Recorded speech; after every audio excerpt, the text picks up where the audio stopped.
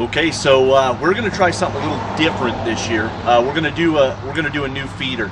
So it's something I saw on Facebook. It's built out of a 5-gallon bucket.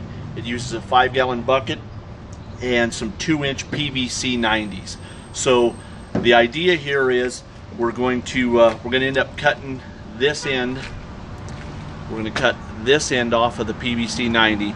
We're going to slide them in the bucket like this down towards the bottom, so that the feed comes in over the top and then it fills up and they can eat. So the bottom of this will be about an inch off the bottom of the bucket, and it should allow us to keep food in there, keep it out of the weather, keep them from tracking in it, keep them from messing in it. And so hopefully this is going to work. So what we want to do is we want to be able to feed six birds around this bucket.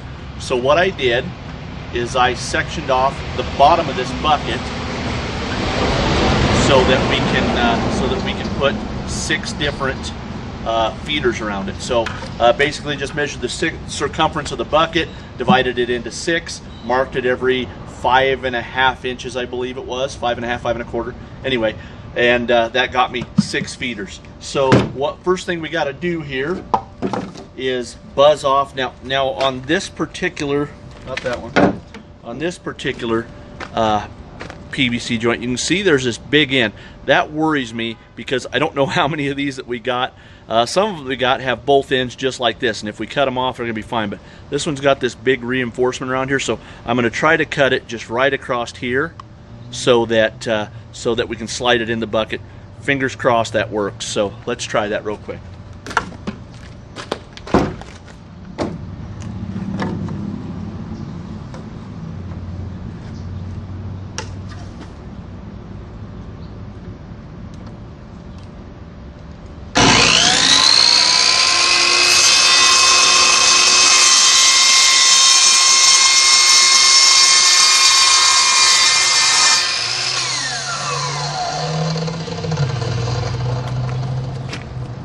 Okay, so now we have a 90 that will slide, imagine this is the bucket. We're going to have this 90 slide right in there, have it just off the bottom, and so I'm going to cut the rest of those off.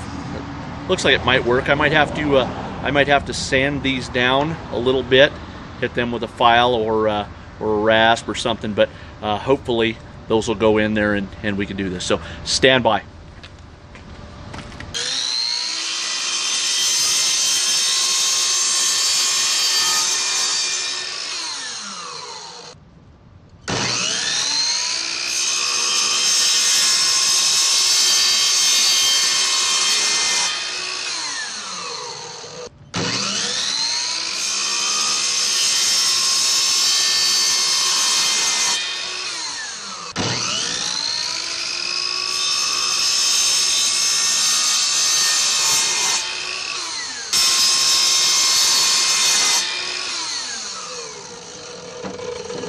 Okay, so what I've done here is I've measured down to the inside, holding one of these on the inside. I've measured down to the top of it where I want it to go, how far off the bottom I want it setting. And I want it setting about an inch off the top of the bottom of the bucket. Figured out that that's 10 inches from the rim.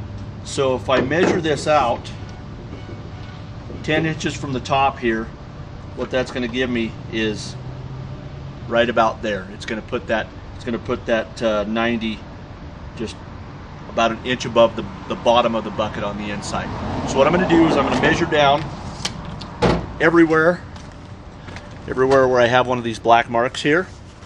I'm going to measure down from the top 10 inches, and that's where I'm going to make my holes with the hole saw. And then we'll insert those 90s. So stand by.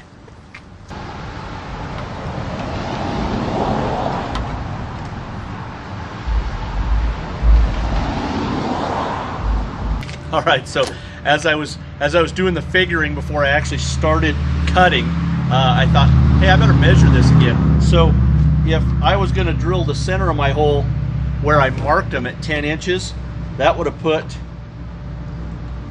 the top of this thing about 2.5 inches above the bottom of the bucket. So I'm glad I looked before I left. So what I have to do now is, that's where I want the top of the 90. So I have to measure down What is it? It's 2 3/4 inches. So if I split that in half, that's 1 3/8. So I'm going to come down from my 10-inch mark 1 3/8. I'll measure down 1 3/8. That's where I'll punch my centers. That way these should go in and be 1 inch off the bottom of the bucket. So let's do that. All right, so I found it was just as easy to measure up from the bottom 3 1/8 inches. 3 1/8 inches from the bottom is about right. So I'll let you know how that goes. So got my center found. So I'm gonna start poking some holes in here. Wish me luck. Wait, hold on. This is really inspiring. Let's do this. So let's knock a hole in this bucket and make it worthless.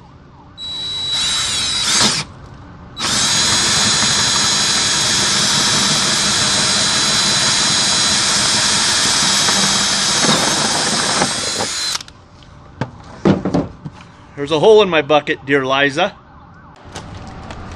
Okay, so knocked a hole in the bucket with this is a 2.5 inch hole saw, 2.5 inch Milwaukee hole saw, driven by a DeWalt drill. So if anybody from DeWalt or Milwaukee is watching, we'll do any kind of endorsement deals you want to do here on the Urban Micro Farm. Just send us stuff. So what we did, wait, hold on, our friends at Milwaukee. Anyway, so I've got a 2.5 inch hole knocked in the bucket, and the idea here is that this 90 is going to go just right in, slip right in, and then we'll see kind of the end results here. So let's see if we can, just like that. So the idea there is that there will be feed down in that little hole that you can see, and then here I'll show you from the top side. You see it there? Yeah, kind of like that. So I'm going to knock 5 more holes in this bucket, make it totally worthless for anything except for this feeder. And then we also got some of the cement for PVC. Don't know what the material of the bucket is. Hopefully the PVC adhesive doesn't melt the bucket. So hopefully it just kind of secures these 90s in here, so that they stick, and then we can have a seed tight bucket. So stand by as we knock some more holes and glue some 90s in.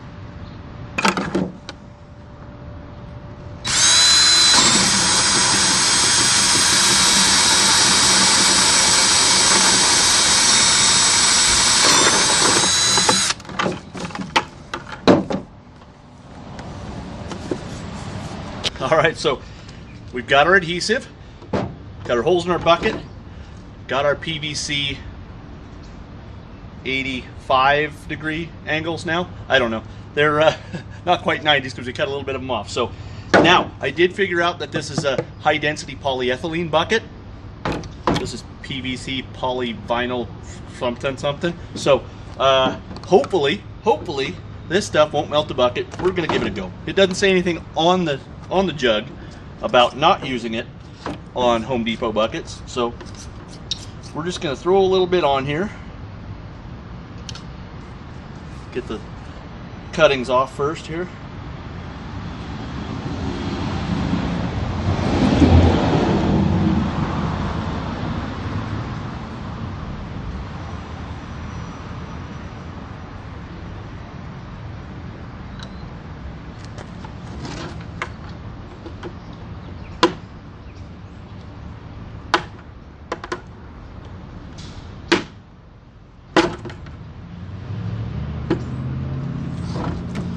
And I'm going to put a little bit of pressure on the back side, making sure that the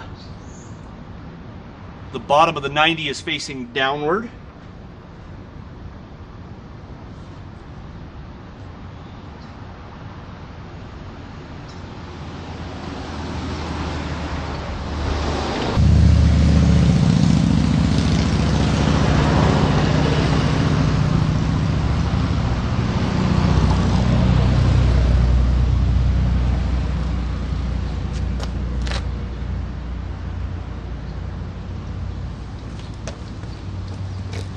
Yeah, I'm pretty excited about that. All right, so there it is, finished product. We've got all 6 of the 90s in there, and they're glued in. Now, I globbed a little extra glue on them around the seams, just hoping that it would hold them. The glue wasn't really sticking to the bucket, different kind of plastic.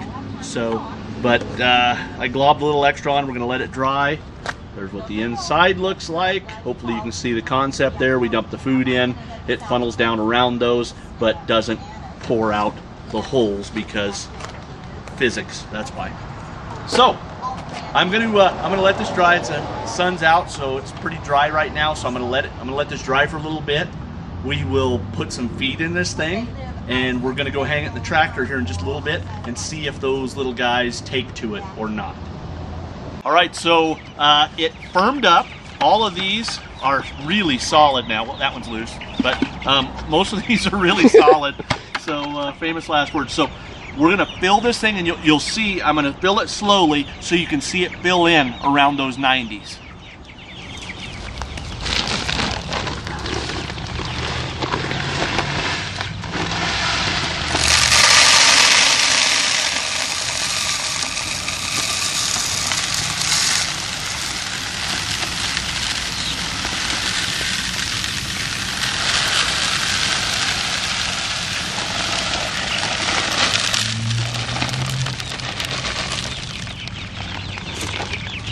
Okay, so that's about 20 pounds of feed in there, about half a bag, I guess.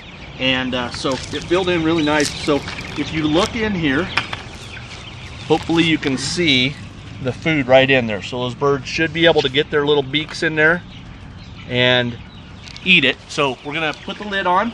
We're gonna take it in there and see if it works.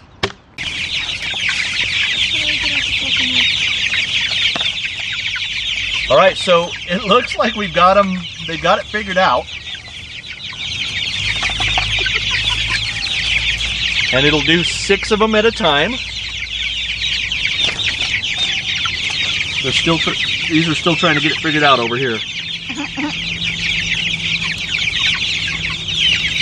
Oh, there we go. We have a winner. All right, so it is rare on the Urban Micro Farm that I come up with a harebrained scheme and it actually works out this well. So we would normally feed 2 scoops, so there's probably 10-15 scoops in this bucket right now. So we're just gonna leave this here for them, free choice, and what'll happen is as these birds finish up, let's pretend he's got a full crop, another one's gonna take his place. And let's see, he gets his crop full. Check on the side ones. Another one is going to take his place. So this is handy. This is really handy. So look, there's one over here.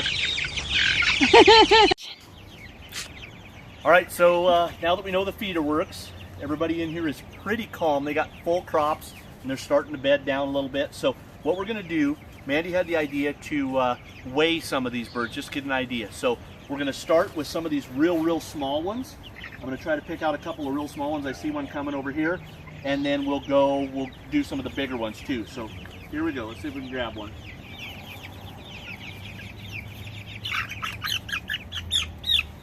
Oh, it's okay. Calm down. So here's a little guy. This one's one of the smaller birds. First of all, we got to turn on the weigher machine. Calm down. 14.9, so just under 2 ounces under a pound. So that's a little guy. All right, you're gonna go back. And here's another small one. This one's a little bigger though. I can just feel that it's a little bigger.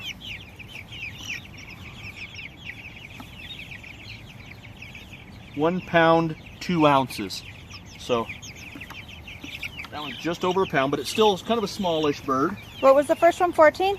14 ounces, yeah. 14 ounces, okay. So now let's see if we can grab a little bigger bird. This one seems quite a bit bigger actually. Yeah, he does. So let's see what this one's coming in at. £1 pound, 13 ounces. So that's almost a 2 pound bird. So Very good. Let's see if we can find one just a little bigger than this one. I know there's a couple of them.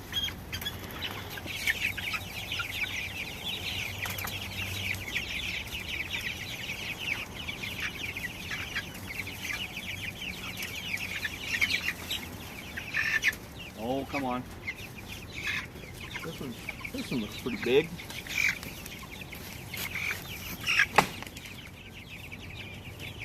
1 pound, 12 ounces, so not quite About as big. the same. About the same. Almost a pound to almost 2 Almost pounds. 2 pounds. Yep. So pretty good. Pretty good weights. Overall, we're still happy with them. Like I said, we got the speeder working. It's just been a pretty good day today.